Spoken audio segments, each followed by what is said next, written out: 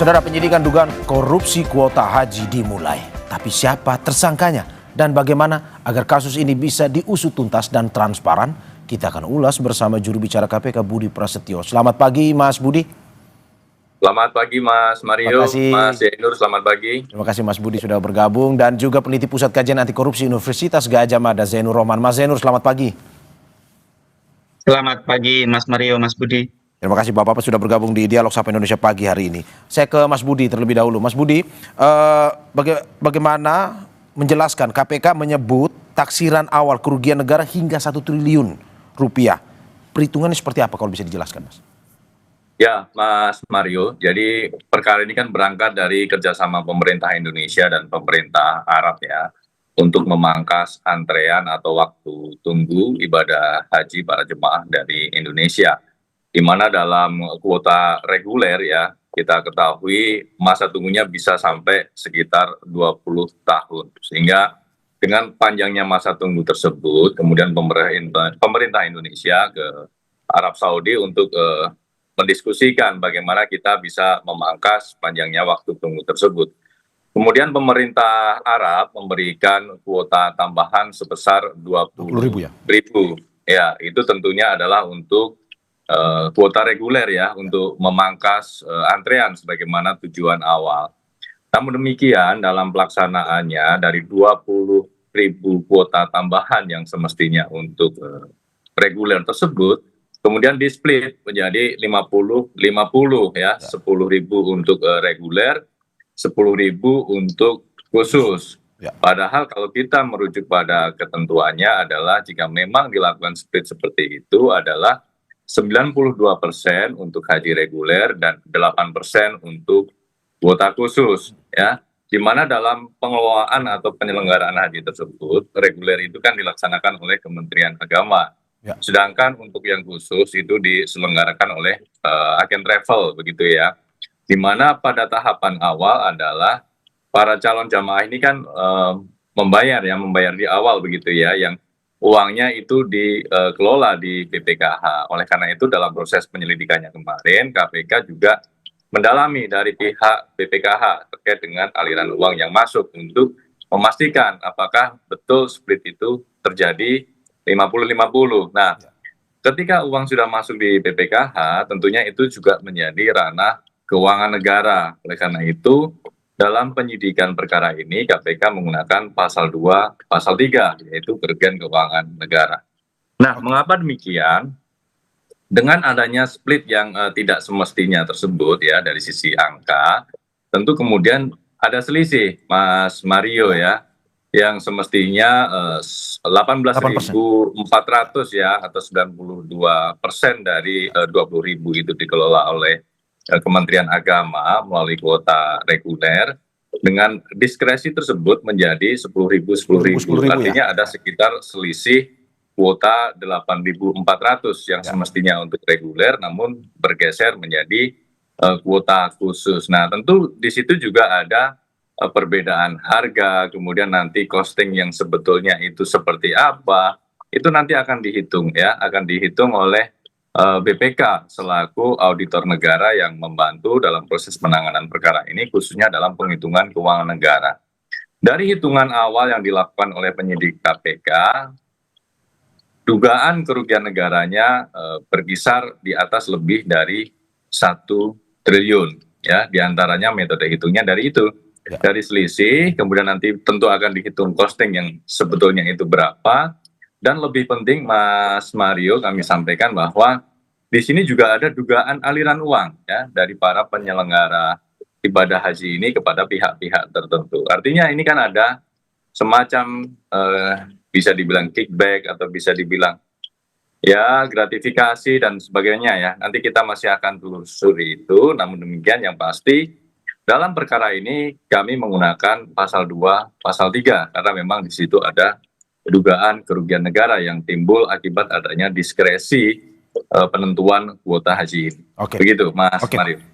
Oke Mas Budi, Mas Zainur juga, sebelum saya melanjutkan kembali ke pertanyaan Mas Budi, saya ingin disclaimer sedikit bahwa kami juga berusaha untuk mengundang Komisi 8 DPR yang berkaitan dengan penyelenggaraan haji, cuman sampai saat ini masih menunggu konfirmasi untuk bergabung berdialog bersama kita. Saya kembali ke Mas Budi. Mas Budi, berarti 1 triliun itu yang diduga kerugian negara itu berasal dari selisih yang seharusnya tidak boleh ya. Dalam arti kan sebelumnya 92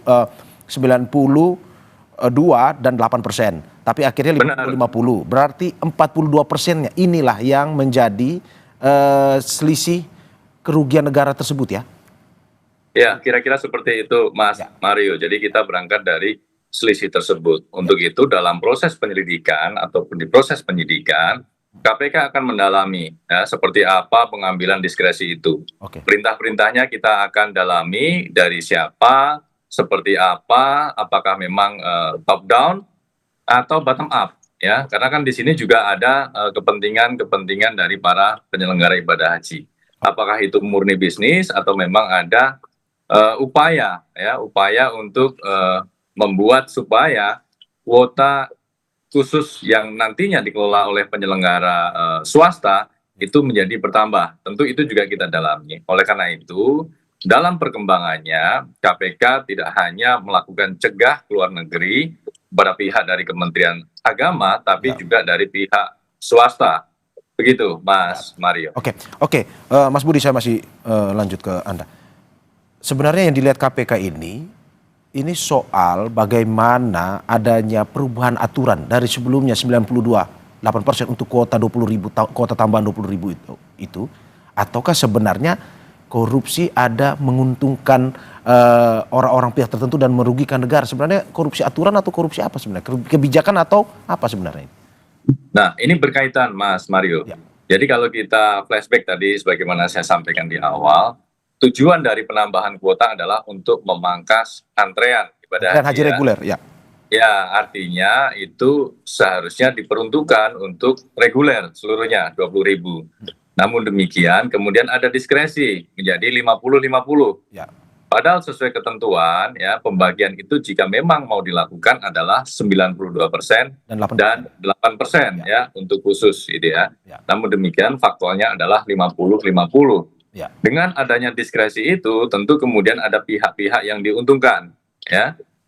Karena kenapa? Karena kuota yang dikelola oleh Kementerian Agama menjadi tereduksi ya, yang semula awal tujuannya adalah 20.000, kemudian jika memang merujuk kepada ketentuan menjadi 92%, tapi faktualnya adalah hanya 50% atau kuota regulernya menjadi 10.000. Di sisi lain, kuota yang dikelola oleh para pihak swasta ya, para penyelenggara atau biro perjalanan haji menjadi bertambah ya. Yang semula ya dari tujuan awal kan tidak ada ya. Karena semuanya reguler. Kemudian jika kita merujuk pada ketentuan, swasta mengelola khusus, kuota khusus, artinya sebesar 8% ya. Namun dengan diskresi itu menjadi 50-50. Dengan 50-50 ini yang semula dia hanya akan mengelola 8% atau sekitar 1.600 ya, 1.600 kuota, bertambah menjadi 10.000. Artinya dengan bertambahnya kuota yang dikelola oleh para pihak swasta ini tentu menjadi ada penambahan ya. Ya, betul. Ya, penambahan nilai begitu. Nah, ini yang kemudian juga akan didalami oleh KPK. Dianalisa oleh KPK ya, penambahan-penambahan ini termasuk costing yang sebetulnya untuk penyelenggaraan ibadah haji itu berapa. Sehingga tentu nanti kita akan lihat selisihnya seperti itu. Dan lebih penting Mas Mario, kami tekankan lagi adalah dugaan aliran ya dari para penyelenggara haji ini kepada pihak-pihak tertentu. Artinya memang sudah ada mensreanya di situ ya. Ada aliran uang. Begitu Mas Mario. Saya sebelum ke Mas Zainur, terakhir Mas Budi. Kalau melihat korupsi seperti ini, kemarin ada juga laporan dari Maki yang mengatakan bahwa pembagian kuota menjadi 50-50 dari 92 ke 8 itu katanya menyalahi aturan. Apakah KPK melihat ini juga seperti ini? Itu yang kemudian kami dalami ya oleh penyidik. Nanti kita akan dalami terkait dengan ketentuan sebetulnya seperti apa, praktiknya seperti apa. Kemudian dari situ kita tentu akan mendalami ini diskresinya dari mana, top down atau memang usulan dari bawah. Nah, seperti itu Mas Mario, sehingga kita nanti bisa menentukan siapa pihak-pihak yang bertanggung jawab terkait dengan dugaan kerugian negara ini. Oke, saya ke Mas Zainur. Mas Zainur, bagaimana Anda melihat kasus korupsi ini di Kementerian Agama, kasus dugaan korupsi penetapan kuota dan penyelenggaraan ibadah haji tahun 2023-2024. Kalau dari Pukat sendiri melihat memang ada keanehan kah atau gimana? Ya, tentu ya. Ini diskusi di publik sudah sedemikian luas dan semua bisa melihat dengan jelas. Ada pelanggaran pasal 64 ayat 2 Undang-Undang Nomor 8 tahun 2019 tentang penyelenggaraan ibadah haji dan umroh. Ya. Yaitu kuota haji khusus ditetapkan itu 8%. Sedangkan oleh Menteri Agama waktu itu, kuota tambahan itu untuk kuota haji khususnya dikasih 50-50, 50-50, 50% untuk haji khusus, 50% untuk reguler. Artinya, keputusan Menteri Agama tersebut bertentangan dengan Undang-Undang Nomor 8 tahun 2019.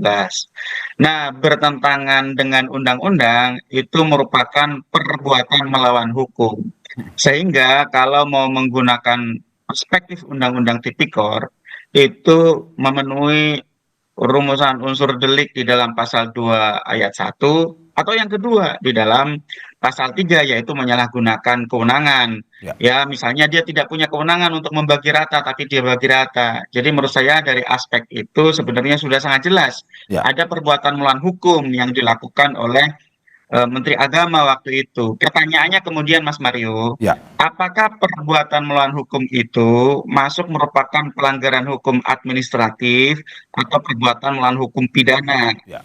Nah, itu akan dilihat apakah unsur-unsur di dalam rumusan pasal Undang-Undang Tindak Pidana Korupsi semuanya terpenuhi atau tidak, Mas Mario. Ya. Ya. Kalau semua terpenuhi, ada mens reanya, clear, itu merupakan tindak pidana korupsi.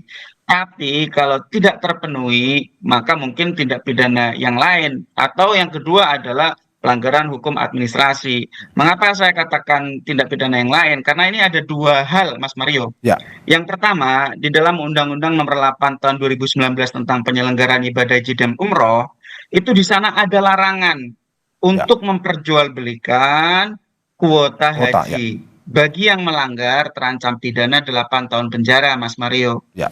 Ini bisa diberlakukan misalnya swasta menjual kepada swasta gitu ya. Jadi kan ini ada PIHK, penyelenggara ibadah haji khusus itu kan swasta, bisa menjual kepada swasta lain. Nah, yang menjual seperti ini bisa dijerat dengan pidana 8 tahun penjara. Tapi kalau PIHK membeli kuota kepada seorang penyelenggara negara, misalnya pejabat di Kementerian Agama, itu tindak pidana korupsi bermodus suap, Mas Mario. Ya. Ya, bisa dijerat misalnya dengan pasal 5 ayat 1 Undang-Undang Tipikor bahwa orang menjanjikan atau memberikan sesuatu kepada penyelenggara negara untuk melakukan sesuatu yang bertentangan dengan kewajibannya gitu ya. Dan di sini ada meeting of mind, ada pertemuan maksud, Mas Mario. Oke. Ada orang dapat kuota haji khusus, ada orang menjualnya karena punya kewenangan. Jadi saya lihat ini masih ada 4 kemungkinannya, Mas Mario. Yang pertama, tindak pidana korupsi merugikan keuangan negara pasal 2 atau pasal 3 atau menyalahgunakan kewenangan. Yang kedua ini yang bisa suap. Yang ketiga ini bisa jual beli kuota yang diancam dengan Undang-Undang 8 2019. Atau yang keempat, paling rendah ini adalah bentuk pelanggaran administratif yang bukan merupakan pidana. Tapi kalau dari informasi Mas Budi sebagai juru bicara KPK tadi mengatakan ada uang yang sudah mengalir diketahui oleh KPK kepada pejabat di internal Kementerian Agama, saya cerita Mas Mario, ini tidak pidana korupsi. Itu Mas Mario. Oke, kita sambil menunggu investigasi penyidikan dari KPK terkait dengan aliran dana tersebut, tapi terkait dengan yang sudah terang benderang ini kan terkait dengan aturan itu. Kalau ada pembelaan bahwa sebenarnya untuk kuota tambahan itu memang sudah menjadi hak prerogatifnya dari menteri sebenarnya untuk membagi. Terserah itu 92 atau 8% atau 50-50. Ada pembelaan seperti itu. Menurut Anda itu benar atau sesuai dengan aturannya atau bagaimana sebenarnya? Tidak benar ya, karena kan undang-undangnya sudah jelas mengatur. Tidak bisa juga orang mengarang-arang aturan sendiri, mengatakan oh ini kan karena tambahan, ini kan tidak dijelaskan dengan clear. Kalau tidak clear mengacu kepada norma umumnya. Norma umumnya sudah sangat jelas, Mas Mario, di dalam Undang-Undang Nomor 8 2019. Setiap keputusan pejabat tata usaha negara harus didasarkan kepada kewenangan Ya. dan sesuai dengan peraturan perundang-undangan. Ya. Kewenangannya ada atau tidak Menteri Agama untuk menetapkan kuota haji? Ada, Mas Mario, pasal 64 ayat 1. Di sana disebut bahwa Menteri, dalam hal ini adalah Menteri Agama ya, menetapkan kuota haji khusus. Ia memang punya kewenangan, tapi penggunaan kewenangannya itu harus sesuai dengan undang-undang. Ya. Di mana undang-undangnya bilang kuota haji khusus itu hanya 8%. Ya. Tidak bisa dikatakan Tidak bisa juga lebih, ya? bahwa oh ini kan tambahan. Ya. Nah, kalau itu tambahan, itu berarti masuk pada rezim pengaturan umum. Ya. Ya, kenapa? Karena meskipun itu tambahan, itu adalah kuota haji Indonesia. Di dalam Undang-Undang 8 2019, Mas Mario, di sana sebutkan bahwa yang disebut dengan kuota itu adalah kuota haji Indonesia, bukan kuota haji lain atau kuota perjalanan backpackeran atau yang lain-lain gitu ya. Jadi Ya. selama itu merupakan kuota haji, maka itu disebut sebagai kuota haji Indonesia yang tunduk pengaturannya pada Undang-Undang 8 2019. Kecuali kalau ada orang Oke. backpackeran ya pakai paspor hijau ke sana, ya itu kemudian tidak diatur dalam undang-undang. Selama itu merupakan kuota haji Indonesia, baik itu yang awal maupun yang tambahan, semuanya tunduk pada aturan Undang-Undang 8 2019. Dan saya tidak melihat sedikit pun excuse ya pembenar bahwa oh ini kan dikasih tambahan. Ya. Nah, tambahannya pun bahkan ini yang lucu, Mas Mario. Ya. Ketika Republik Indonesia minta tambahan kepada pemerintah Kerajaan Arab Saudi, ya. itu tambahannya untuk apa? Mengurangi antrian. Ya, untuk Kalau reguler. Ya. diberikan 50% Oke. kepada haji khusus, Mas Mario, antriannya tidak berkurang dong. Yang berkurang antrian kalau diberikan kepada reguler. Kalau Mas Budi tadi sebut, harusnya 100% Oke, Mas untuk Zainur. reguler, Mas Oke. Mario. Saya ke Mas Budi. Mas Budi, ini menarik penjelasan dari Mas Zainur terkait dengan ini administrasinya. Ini bagaimana kemungkinan ada aturan yang disalahgunai. Saat ini sudah masuk penyidikan, tapi pertanyaan orang kenapa belum ada tersangka, Mas Budi? Ya, tentu dalam proses penyidikan dengan menggunakan sprindik umum ini, mengapa? Karena memang dibutuhkan upaya-upaya penyidikan yang dilakukan oleh KPK supaya lebih leluasa. Karena dengan penyidikan KPK bisa melakukan upaya-upaya paksa, termasuk yang kemarin kami sampaikan, KPK bisa menerbitkan surat larangan bepergian ke luar negeri terhadap pihak-pihak yang memang keberadaannya dibutuhkan untuk tetap di Indonesia, supaya nanti ketika suatu saat dilakukan pemanggilan dalam proses penyidikan ini bisa hadir, bisa memenuhi panggilan, sehingga keterangan-keterangan yang dibutuhkan oleh penyidik juga bisa segera diperoleh. Dengan demikian penyidikan dalam perkara ini juga bisa berjalan dengan efektif. Mengapa itu penting? Karena tentu kita juga tidak ingin ya berlama-lama dalam proses hukum ini, supaya para pihak-pihak nanti yang ditetapkan sebagai tersangka juga bisa segera mendapatkan kepastian hukumnya. Ya. Dan tentu dalam proses hukum ini juga tidak hanya untuk memberikan efek jerah kepada para pelaku, tapi juga bagaimana kita bisa segera memulihkan keuangan negara yang diduga mengakibatkan kerugian negaranya dalam perkara ini lebih dari 1 triliun tersebut. Dan lebih penting lagi, Mas Mario, tentu KPK tidak berhenti pada langkah penindakan saja, tapi juga KPK terus mendorong upaya-upaya pencegahan, upaya-upaya mitigasi supaya tindak pidana korupsi ini tidak kembali terjadi di masa mendatang. Kalau kita mau flashback, KPK sebetulnya juga sudah melakukan kajian terkait dengan penyelenggaraan haji ya, kalau tidak salah sekitar tahun 2012 yang lalu ya. Nah, KPK di situ sudah memitigasi, memberikan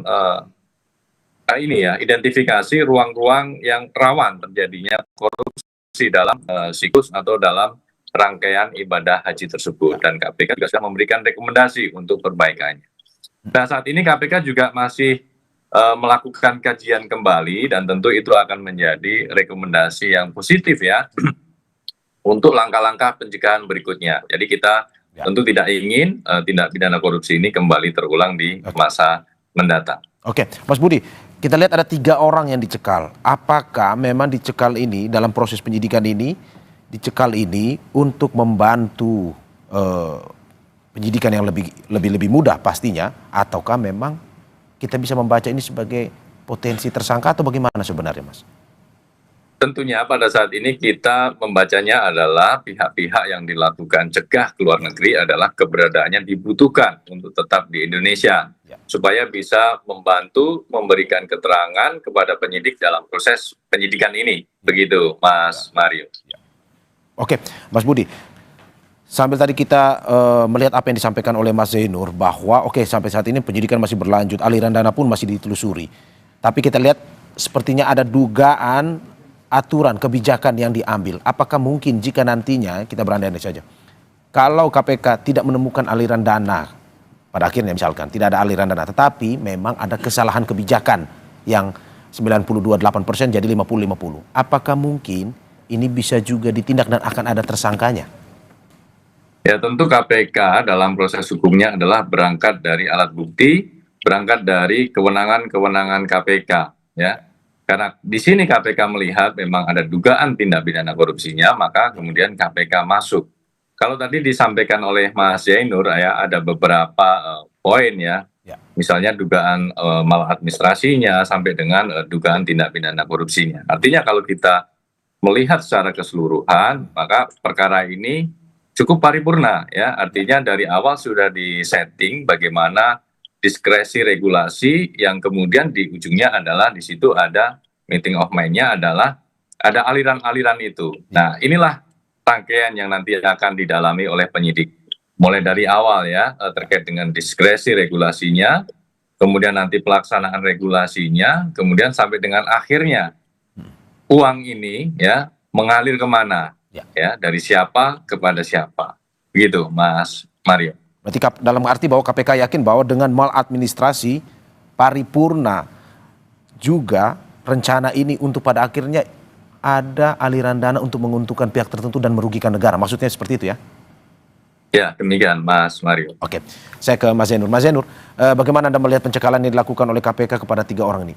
Dari analisis Anda, Mas Zainur, ini hanya untuk memudahkan penyidikan yang berlangsung ataukah memang kita bisa baca ini sebagai potensi tersangka menurut Anda? Ya, semua opsi terbuka ya, Mas Mario ya. Tapi memang prinsip dasarnya itu kan untuk melancarkan proses penyidikan. Jadi kalau dibutuhkan keterangannya bisa hadir. Kan repot kalau misalnya seperti Juristan, Mas Mario, di kasus Chromebook begitu ya.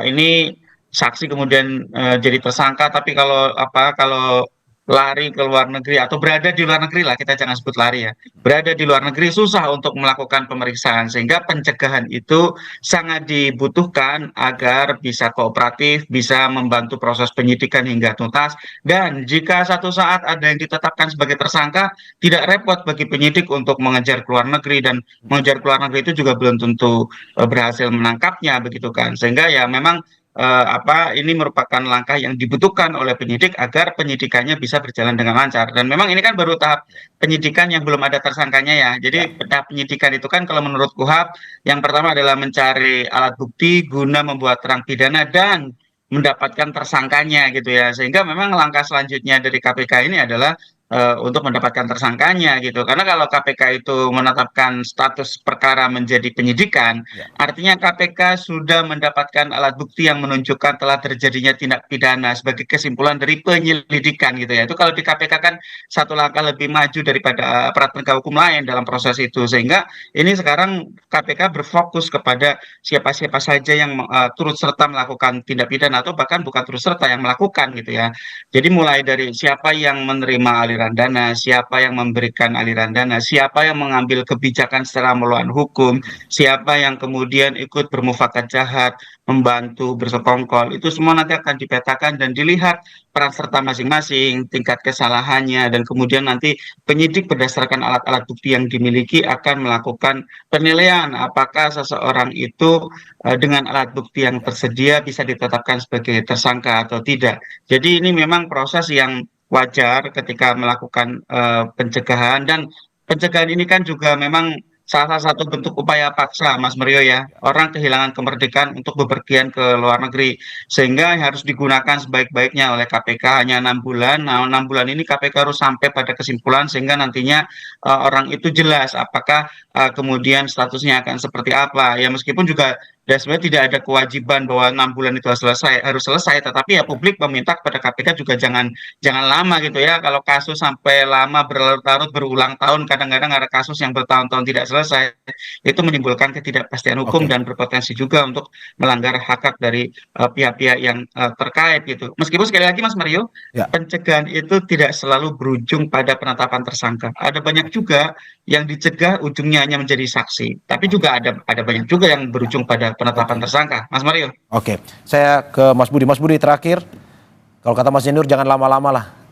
Kalau kita lihat kalau memang sudah ini dari KPK sendiri apa yang ke depan akan seperti apa penyidikannya? Ya, tentu Mas Mario, kami berkomitmen dalam proses penyidikan ini bisa kami lakukan seefektif mungkin. Ya, kami meyakini karena dalam proses penyelidikan kemarin, para pihak yang dipanggil untuk dimintai keterangan juga kooperatif, sehingga tahapan penyelidikan juga sudah dilakukan secara efektif. Dengan demikian kemarin KPK juga kemudian menaikkan perkara ini ke penyidikan. Artinya kami juga berpandangan bahwa dalam proses penyidikan ini ke depan tentu KPK berharap juga bisa berjalan secara efektif dan kami meyakini pihak-pihak yang nanti dimintai keterangan juga bisa kooperatif, hadir dan memberikan keterangan yang dibutuhkan. Terlebih ibadah haji ini cukup menjadi sorotan publik karena memang isunya sangat dekat ya dengan hajat hidup masyarakat banyak. Oleh karena itu kami berharap proses penyidikan ini juga bisa segera tuntas dan jauh ke depannya adalah kita bisa melakukan upaya-upaya perbaikan dalam proses penyelenggaraan ibadah haji ini. Karena untuk apa ya, positifnya adalah untuk masyarakat semua. Oke, kita harapkan KPK ya ini lumayan lancar lah dalam mengusut kasus dugaan korupsi penataan kuota dan penyelenggaraan ibadah haji di Kementerian Agama tahun 2023-2024. Terima kasih juru bicara KPK Budi Prasetyo atas apa yang disampaikan dan juga peneliti Pusat Kajian Anti Korupsi Universitas Gadjah Mada Zainur Rohman. Terima kasih Bapak-bapak atas apa yang disampaikan. Sehat-sehat selalu. Terima kasih Terima kasih Mas banyak. Mario, Mas Zainur. Terima kasih.